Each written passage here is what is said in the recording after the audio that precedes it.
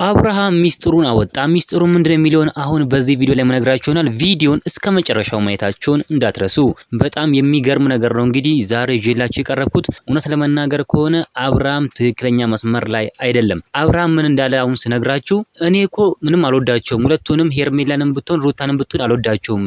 እኔ ከፈለኩ ሌላ ሚስት ራስ ማምጣት እችላለሁ፣ ሌላ ፍቅረኛ መያዝ እችላለሁ፣ እኔ ሴት መቀያየር እችላለሁ ብሎ ተናግሯል ማለት ነው። ይሄ ደግሞ ትክክለኛ ነገር አይደለም። አሁን መሰለው እንጂ እውነት ከሆነ የሴት ግፍ ይደፋዋል አንድ ቀን ማለት ነው። አብርሃምን አሁን ብር ስላለው አሁን ደግሞ የሆነ እውቅና ስላለው ሶሻል ሚዲያ ላይ ስለሚታወቅ ምናምን አሁን በቃ እሱ መስሎታል፣ የሆነ ጥሩ ነገር መስሎታል። ነገር ግን እሱ እየገባው አይደለም ማለት ነው። ወደ ትክክለኛ መስመር መሄድ አለበት። በዚህም እንግዲህ እኔ ሴቶችን መቀያየር እችላለሁኝ፣ የፈለኩትን አማርጪ ማግባት እችላለሁ፣ የፈለኩትን ዛሬ የፈለኩትን ነገ ደግሞ የፈለኩትን ማድረግ እችላለሁ፣ ማንም ደግሞ ሊያስቆመኝ አይችልም ሲል ተናግሯል። ይሄ ደግሞ ትክክለኛ ውሳኔ አይደለም አብርሽ ማለት እንፈልጋለን ማለት ነው። እንግዲህ ይሄ ድርጊቱ በጣም የሚያሳፍርና እኔ እንጃ ሶፊ ለፊት ራሱ የሚወራ ነገር አይደለም። አብርሃም ትክክለኛ መስመር ላይ አይደለም። እንደዚህ ደግሞ ማድረግ የለበትም። ምንም ቢሆን እኮ ሩታ ልጅ ወልዳለታለች፣ ሄርሜላም ትወደዋለች። በቃ ወይ አልፈልጋቸውም ብሎ ቁርጣቸውን ይንገራቸው እንጂ እንትን ማለት አያስፈልግም ማለት ነው። ደግሞ ትላንትና ራሱ ተመችቶኛል፣ በጣም ይችላሉ ሩታና ሄርሜላ